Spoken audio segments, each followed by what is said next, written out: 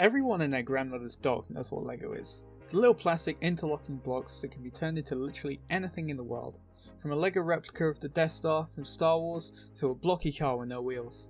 Along with these physical representations of the toy, there is also a video game version of the iconic objects. These come on all types of devices and are from many different movies, with depictions like Lego Marvel superheroes and Star Wars, their own IPs like Lego Ninjago and Lego City Undercover: The Chase Begins. It would come to no surprise that soon enough there might be the possibility of a game being depicted in Lego form. This is a question that we'll be answering in this episode of Hidden Gems. Is Lego Street Fighter appropriate? First, let's start off by looking into the word appropriate, because to figure out if something is, we have to know what it means. Appropriate, something which is suitable or proper in the circumstances. Now, how does this relate to Lego Street Fighter? Well, Lego have made many Lego sets from different films and television, so that isn't a problem. But the Lego series specifically set around a fighting game? Well, we have Lego Ninjago, so surely it means that it is. Let's get deep and have an in-depth look during this episode of Hidden Gems. Let's begin by taking a look into the Street Fighter universe, the 1 vs 1 side-scrolling punch-em-up from 1987. Street Fighter is the pioneer in the 1 vs 1 fighting genre, being the first of its kind, which was later followed by quote-unquote copies of the game, from games like Mortal Kombat and Tekken. Street Fighter features a large cast of different characters that the players can choose from, most games having upwards of 20 playable characters. The more recent games, however, have 34 characters to choose from, seen as Street Fighter V, each with different attacks, combos and abilities. To keep this short, I'm only going to look at the original Street Fighter game and the most recent game, Street Fighter V, in detail. Street Fighter, the classic. Released for arcades in 1987, the game featured the main character, Ryu, who would compete in a worldwide martial arts tournament spanning 5 countries and with 10 different opponents. During play, a second player could take the controls on the right hand side of the arcade machine and take control of the rival during the battle. The game featured 3 types of punch and kick attacks, each with different strengths and speeds along with the iconic special attacks. Hadouken! Although a pretty simple game, it was still extremely addictive, capturing the hearts of many and allowing one of the biggest games to cross the market. Street Fighter V, potentially the pinnacle of the Street Fighter series, with stunning graphics and a large cast to follow suit. It's no surprise that the game was to be released to a console rather than an arcade machine. The game features the largest cast of characters for a standalone Street Fighter game, with 35 playable characters. The game didn't start with this many though. The game features seasonal expansions that feature newer characters that players can purchase using real life money or via in-game currency collected by playing. Although the Street Fighter series isn't completely clean, the series has had to deal with many different controversies. The largest and most talked about topic is the fact that the game features many extremely sexualized female characters. This is a topic that is being more talked about as the number of games that feature female characters increase. From games like Overwatch, Street Fighter, and the largest being Dead or Alive. Specifically in Street Fighter V, an attack animation had to be changed as it featured the character Mika slap their own ass to the camera. The animation was changed to instead show just their back and a small amount of their face. Street Fighter II also had a large controversy over the fact that the depictions of the characters in the game seemed racist and stereotypical. I've left a link to the article which I read about this on in the description if you'd like to read up on the individual cases of the characters. Time for Lego. How you've inspired many. From games to physical bricks, the Lego company have taken plastic to a whole new level. Let's start by talking bricks, the interlocking plastic blocks that when brought together can create huge things. With sets being released regularly, the Lego company makes most of their money from these sets. The sets range from simple, custom Lego designs to complex replicas of locations, objects, vehicles and scenes from iconic films and television, featuring Star Wars, Harry Potter and Jurassic Park. Let's now move on to the Lego games. Most Lego games feature 5 core features: a story, a large cast of characters, a bunch of collectibles, and a main hub to spend time in. Almost every mainstream Lego game featured this. However, there are many other older titles that don't follow suit with this. The main Lego titles, however, will take the story, cast and hubs from iconic films and television series.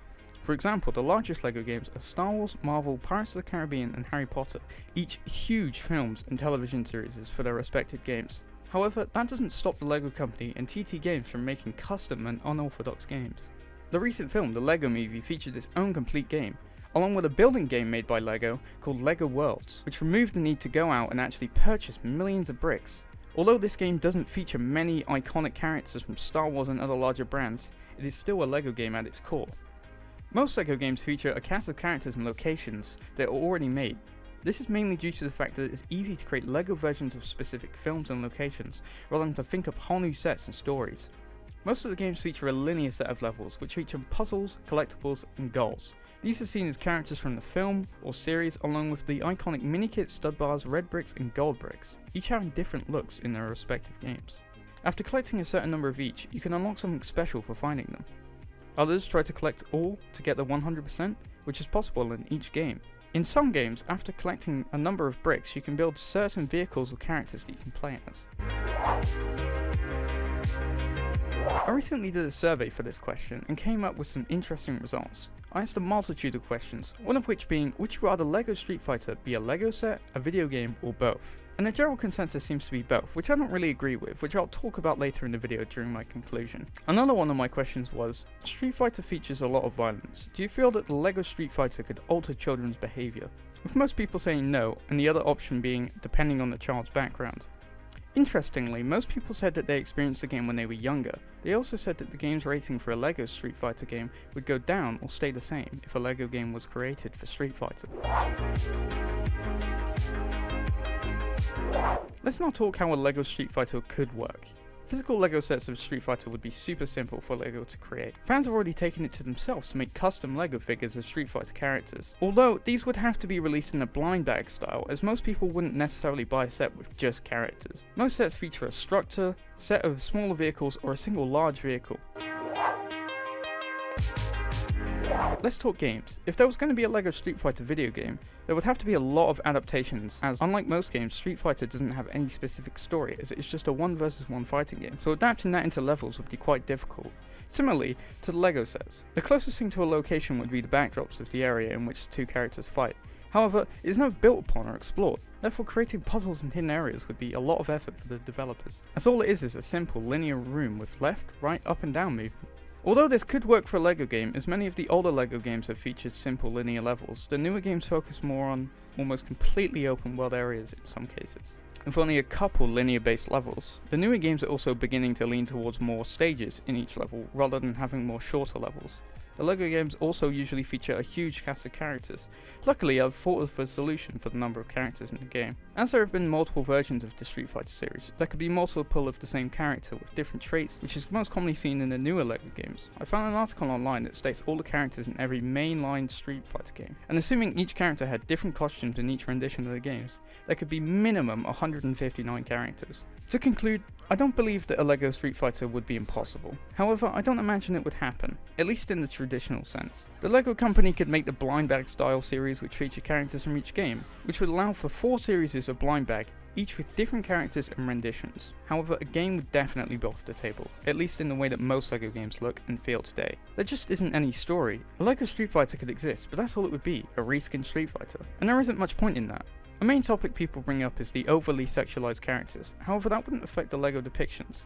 There are many LEGO sets that feature characters in semi-skimpy clothing, like Leia from Star Wars in the scenes from Episode 5. Coupled with the fact that the Street Fighter series mainly focuses around the 1 versus 1 fighting style, the LEGO company have made good success from making film and television adaptations in the form of LEGOs. And I feel like the LEGO Street Fighter wouldn't work in a traditional sense of a LEGO game. The only way I could possibly see it working is if the LEGO company and TT Games were able to create a completely new story for the Street Fighter franchise, which I don't see happening. I hope you enjoyed this video essay. It took a while to produce. If you did, I would appreciate if you like and subscribe the video and share it with your friends. I hope to make other videos like this, so if you want to leave any suggestions for other topics that I can talk about, please feel free to.